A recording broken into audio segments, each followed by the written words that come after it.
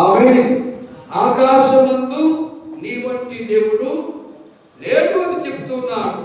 దేవుని ప్రజలారా, మనం ఇంతకుముందు చదువుకున్నాం. ఏమండి, అక్కడ ఏమి పెట్టాడు? అక్కడ ఇత్తడి సర్పమును ముంగిటి ఆవరణనందు చిరి. అమ్మ అర్థమవుతుందా? ఇత్తడి సర్పమును ముంగిటి ఆవరణనందు వచ్చిరి. ఏంటంటది?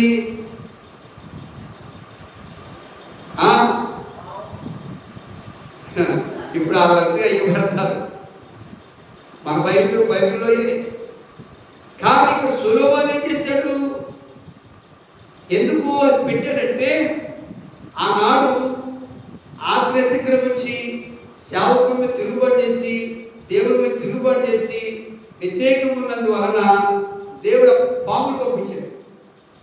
సర్పములు వచ్చేసి కాటేస్తుంటే కాటు గురైన చచ్చిపోతున్నాడు. పాముకి కాటేస్తుంది, విషం, చచ్చిపోతారు. అప్పుడు ఇశ్రాయేలీయులు పెద్ద వచ్చి మోసే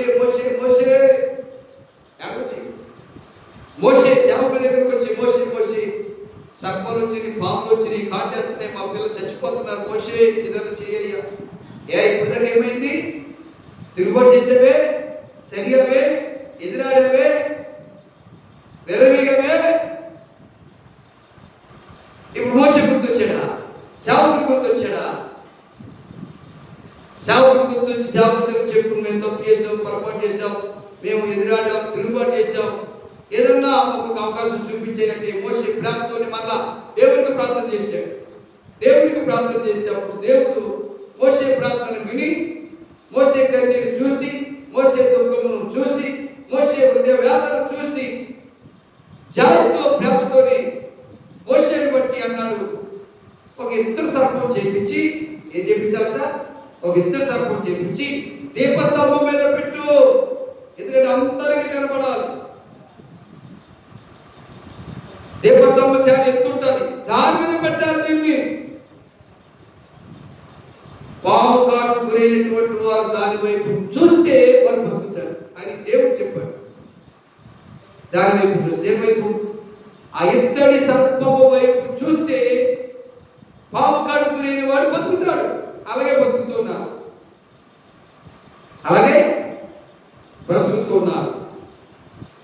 అది పాత నిబంధన కాలంలో జరిగింది. అయితే ఆకాశములకు భూమికి మధ్యలో ప్రభు యేసుక్రీస్తు వారు ఆ శిలువలో వేలాడదీయబడ్డారు. ఆ శిలువలో వేలాడదీయబడినటువంటి యేసు వైపు నువ్వు చూడాలి. ఇప్పుడు దేవుడితో చెప్పండి హల్లెలూయా. ఎబ్రీ పత్రిక 12వ అధ్యాయం 1వ వచనం చూస్తే చూడండి, 12వ అధ్యాయం 1వ వచనం. ఎంత గొప్ప సాక్షి సమూహము మేఘవలె మన మీద ఆవరించినందున పౌరులుగా చిగురుని పాపమును విడిచిపెట్టి విశ్వాసమును కర్తయు దాన్ని కొనసాగించువాడనైనా యేసు వైపు చూచు. చదవమ్మా.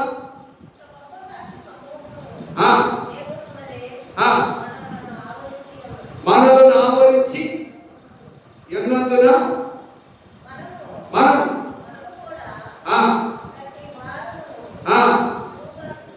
ప్రతి భారమును సులువుగా చిక్కులు పెట్టు పాపమును ఏంటట పట్టుకోవాలా, విడిచిపెట్టాలా? విడిచిపెట్టి విశ్వాసములకు కర్తయు దాన్ని కొనసాగించేవాడైనా యేసు వైపు చూడాలి. దేవుడికి స్తోత్రం చెప్తాం. పాత నిబంధన కాలంలో, మోషే కాలంలో, ప్రవక్తల కాలంలో దేవుడు చెప్పినట్టుగా మోషే ద్వారా నిలబెట్టించాడు ఇత్తడి సర్పము. ఇత్తడి దాన్ని సర్పం చెప్పి నిలబెట్టి పాము కాటు గురైనటువంటి వాడు ఆ ఇత్తడి సర్పం వైపు చూడాలి. అదే పాము అంటే పాపం అనే పాము.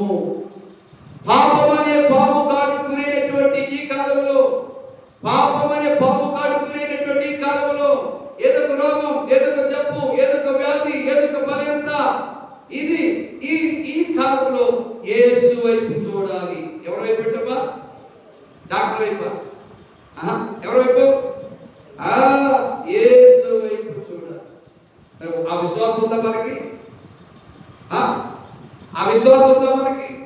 యేసు వైపు చూసే విశ్వాసం లేదు కనుకనే కృపను పోగొట్టుకుంటున్నాం. యేసు వైపు చూసే విశ్వాసం లేదు కనుకనే ధన్యతను పోగొట్టుకుంటున్నాం. యేసు వైపు చూసే విశ్వాసం లేదు కనుకనే యేసు ప్రభువును మీలో ఆవగింజంత విశ్వాసము ఉండి ఎడల ఈ కొండ అవతల సముద్రంలో అంటే అవతల పడుతుందట. ఏమి లేదు, ఎంత రాసం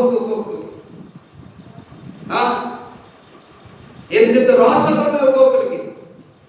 రాసలు మాత్రం తక్కువ లేరు, కానీ అనవసరం విశ్వాసం ఉండాలి. ఏముండాలమ్మా?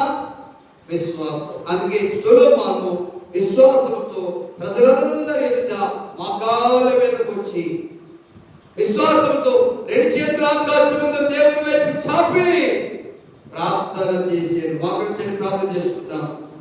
ప్రార్థన చేయుదమా తండ్రికి, ప్రార్థన చేయుదమా, పాటలు పాడుదమా.